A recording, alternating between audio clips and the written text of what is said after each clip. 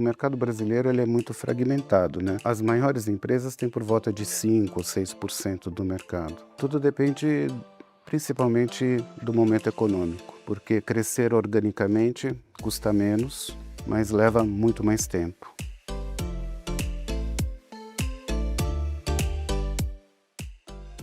Olá pessoal, meu nome é Vinícius Figueiredo, eu sou responsável pela análise aqui das empresas de saúde e educação do Itaú BBA. A gente está começando mais um episódio do Itaú BBA Leader Talks.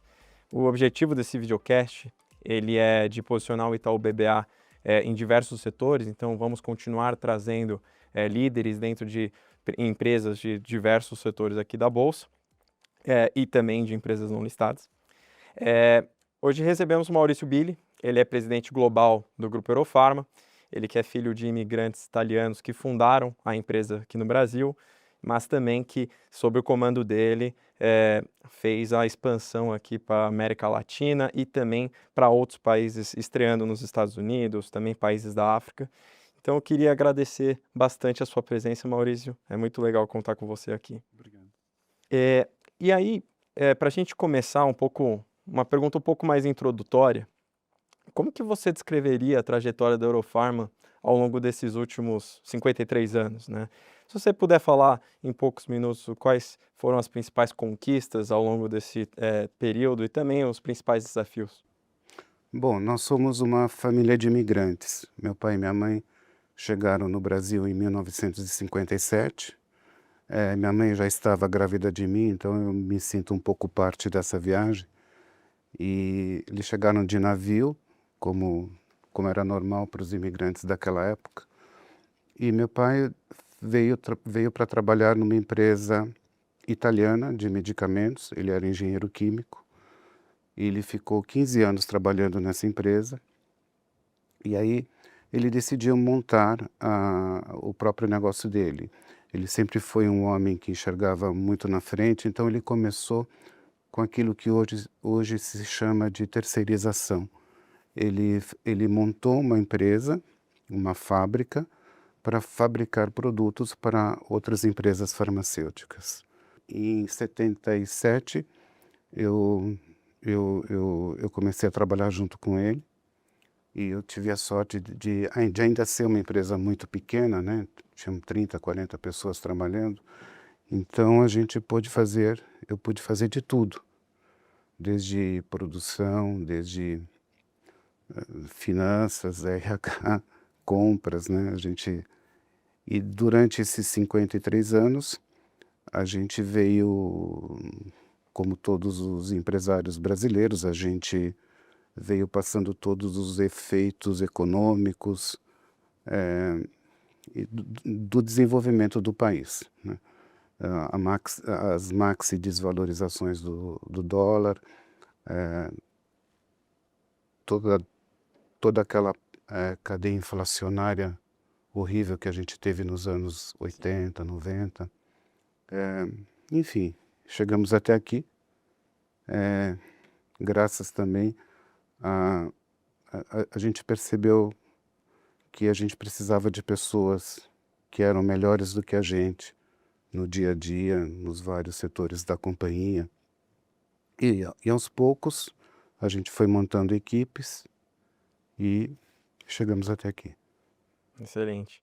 E quando a gente pensa sobre o crescimento, se a gente for olhar o histórico, você tem um misto aqui de crescimento orgânico e inorgânico, né, via aquisições. Como que você pondera quando que é uma melhor decisão crescer dentro de casa ou quando é uma melhor decisão você já fazer uma compra de uma empresa já preparada? Tudo depende principalmente do momento econômico, porque crescer organicamente custa menos, mas leva muito mais tempo. Então eu acho que dependendo das condições que você tem, dependendo daquilo que te oferecem, das possibilidades que você tem de comprar alguma coisa, é bem melhor, é bem mais rápido você comprar alguma empresa já pronta. Em outros mercados que são mercados pequenos, que você tá que não são aqueles mercados prioritários, então você pode fazer organicamente isso, porque mesmo que demore um pouco mais, não vai fazer muita diferença. Mas você tendo condições financeiras, eh, o melhor é comprar alguma coisa pronta. Excelente. E dentro, né, dentro do crescimento orgânico, olhando todas as frentes de investimento em T&D, temos diversos segmentos de produtos onde vocês atuam, então genéricos, prescrição, hospitalar. Quais são os projetos de investimento de P&D que mais se destacam? Bom, basicamente a nossa área de inovação, ela trabalha em 3 frentes. A primeira é fazer os genéricos, e a nossa luta, junto com os nossos concorrentes também, é chegar sempre, no primeiro momento que acaba a patente. A gente ter o nosso produto desenvolvido para que no dia seguinte, a gente consiga chegar no mercado. Nem sempre a gente consegue, né, muitas vezes o nosso concorrente, faz um trabalho melhor do que a gente, chega na frente, mas enfim, essa é a primeira, divisão da nossa área de inovação.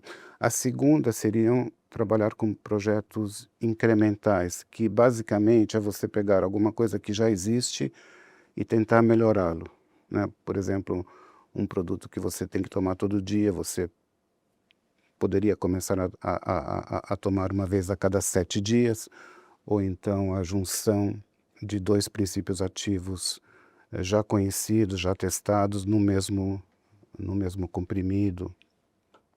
Essa seria a inovação incremental. E depois tem a inovação radical, que todos nós e os concorrentes também estamos tentando aos poucos, né, cada um, do seu jeito, é de ter pesquisas para a gente ter realmente uma molécula nova dentro de alguns anos. Nós temos 2 ou 3 projetos e a gente espera, se tudo der certo, é uma grande interrogação, né, mas talvez em 5, 7 anos a gente tenha moléculas inovadoras já. Ótimo. E ainda nesse pegando um gancho, sobre essas moléculas inovadoras, a empresa ela tem feito parcerias estratégicas com empresas internacionais também para conseguir já herdar a tecnologia dela já preparada? Sim, hoje em dia tem muitas feiras, né, que que você pode que você pode comprar produtos que já estejam em algum grau de desenvolvimento, em fase um, fase 2, e você paga, geralmente você paga, eh, o preço, eh, do mercado geográfico que você quer ocupar, entende? Então, por exemplo, a América Latina representa mais ou menos 5% do mercado mundial. Então, você pode comprar os direitos para aquela parte do mundo e, ao mesmo tempo, também tem outra modalidade que tem muitas empresas que não estão presentes no Brasil. As grandes estão todas, na América Latina também, mas existem empresas médias, que não têm presença regional. Então você pode costurar com eles um acordo para os 20 países latino-americanos para desenvolver aqui, eles te dão os direitos de você comercializar a molécula deles, aqui na América Latina. Não, excelente, muito legal. E aí a gente olha, né, hoje a empresa com presença, uma presença muito bem consolidada na América Latina. Queria entender um pouco de como que foi a decisão, quando que vocês perceberam que no Brasil vocês já tinham um domínio muito grande, muito importante, mas que tinha oportunidades, né, fora do Brasil. Na verdade, não é que a gente tenha uma grande presença no Brasil, o mercado brasileiro ele é muito fragmentado, né. As maiores empresas têm por volta de 5 ou 6% do mercado. Mas ele também é fragmentado, em vários outros países também. E geralmente os mercados dos países em desenvolvimento, eles crescem mais rápido do que os outros. Então A nossa primeira opção foi a América Latina, porque está aqui perto, a língua não é um obstáculo tão grande e, e, as, e as tendências das pessoas, dos médicos em receitar os produtos, os mercados são mais ou menos parecidos. E existem outras regiões do mundo, você tem o sudoeste asiático, você tem o leste europeu também, que são compostos de países em desenvolvimento, onde os mercados crescem bastante e onde a gente vê mais possibilidades para os nossos produtos atuais e pela maneira com que nós trabalhamos. Como que é estruturada a governança da Eurofarma hoje, né, do grupo, e quais são os planos que vocês têm para garantir que a continuidade dessa cultura muito forte e o legado da família permaneça durante muitos e muitos anos? As empresas familiares, quando elas dão certo, elas atingem resultados melhores no decorrer do tempo.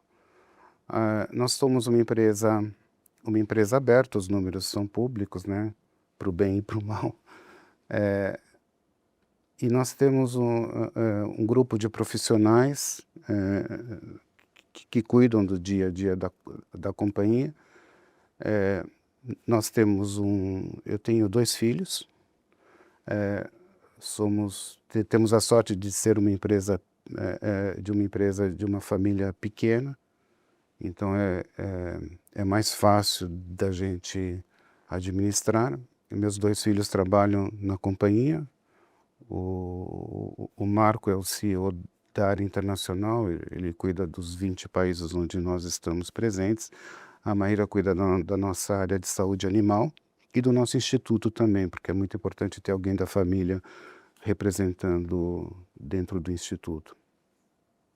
E depois nós temos 6 vice-presidentes, cada um com uma área definida, área industrial, área de inovação, financeira, recursos humanos, enfim. A gente, sobre essa administração, a gente executa o nosso planejamento estratégico.